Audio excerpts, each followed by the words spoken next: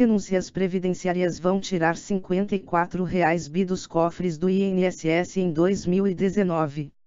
Em meio à discussão de novas regras para a Previdência, benefícios a pequenas empresas, exportadores e entidades filantrópicas equivalem a 1/4 do déficit do sistema. Reforma pode incluir a eliminação de parte das renúncias atuais.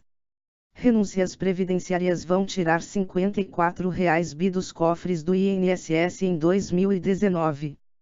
Governo vê espaço para revisão de isenções tributárias. Brasília, enquanto pretende endurecer as regras de aposentadoria e pensão, o governo prevê uma renúncia de R$ 54,56 bilhões com isenções previdenciárias neste ano.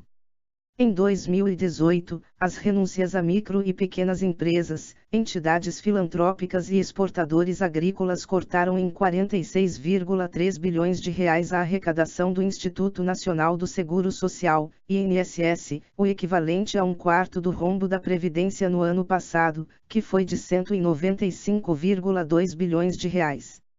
Em 2018, as empresas do Simples Nacional concentraram a maior parte das renúncias previdenciárias, no valor de R$ 25,8 bilhões. Já as companhias enquadradas como microempreendedor individual, MEI, responderam por outros R$ 2,2 bilhões. Ambas as categorias pagam uma carga tributária reduzida. As entidades filantrópicas foram beneficiadas com R$ 11,1 bilhões em isenções previdenciárias em 2018. No grupo estão incluídos hospitais e universidades privadas, que cobram pelos serviços e são responsáveis pela maior parte da renúncia. O relator da reforma da Previdência, Arthur Oliveira Maia, de EMBA, chegou a declarar em 2017 que proporia o fim desses benefícios, mas a medida não chegou a ser incluída no texto.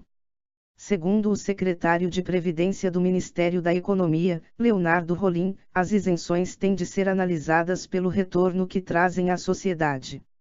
Se não houvesse o Simples, será que aquelas empresas estariam contribuindo para a Previdência ou sonegando? Ressalta.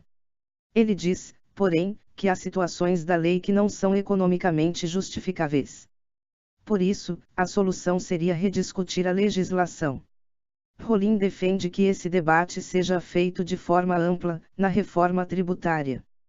Para ele, é uma alternativa mais eficaz do que discutir caso a caso, como hoje. A proposta de reforma da Previdência do ex-presidente Michel Temer incluía, por exemplo, o fim da isenção previdenciária sobre exportações agrícolas, o que devolveria aos cofres do INSS cerca de R$ 7 bilhões ao ano. A medida caiu em meio à desidratação da proposta de emenda à Constituição, PEC. A equipe do presidente Jair Bolsonaro indicou que pretende aproveitar a proposta de Temer para acelerar a tramitação da reforma no Congresso. Reações. A definição de novas regras para a Previdência poderia, portanto, acabar com essa isenção, mas teria de enfrentar os exportadores. A Constituição diz que não se deve exportar impostos. Essa isenção segue a regra.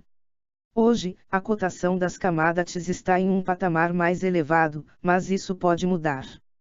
E é importante fomentar exportações, afirma o presidente da Associação de Comércio Exterior do Brasil, AEB, José Augusto de Castro. Castro lembra que o setor do agronegócio é um dos poucos no país que tem crescido de forma mais dinâmica nos últimos anos. Não podemos criar o risco de se ter o que ocorre no setor de manufaturados, que é um gigantesco déficit na balança comercial, afirma. A maior parte das companhias brasileiras fazem parte hoje do Simples Nacional, o que gera questionamentos entre técnicos do governo federal.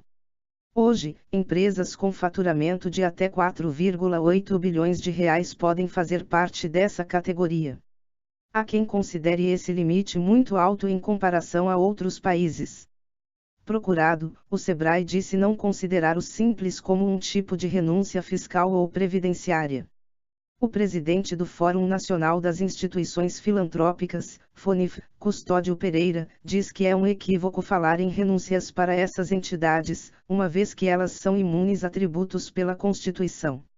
Segundo cálculos do FONIF, a cada R$ 1 que o governo abre mão, o setor devolve R$ 7 em serviços à sociedade.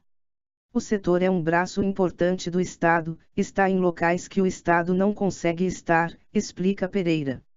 Ele também rebate críticas sobre a cobrança de mensalidades por unidades educacionais, mesmo com a isenção, dizendo que esse dinheiro é necessário para manter atividades e bolsas concedidas por essas instituições. Visite nosso site de notícias, www.snoopeletrônicos.com.